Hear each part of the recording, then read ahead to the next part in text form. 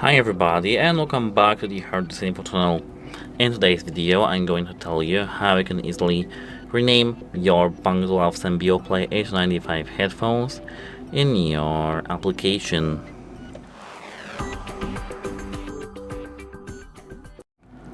At first we need to scroll down a little bit and tap on name.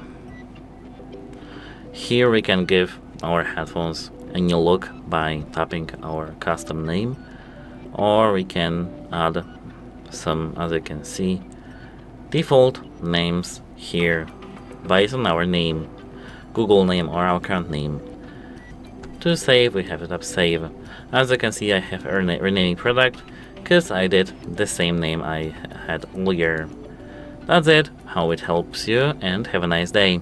Goodbye.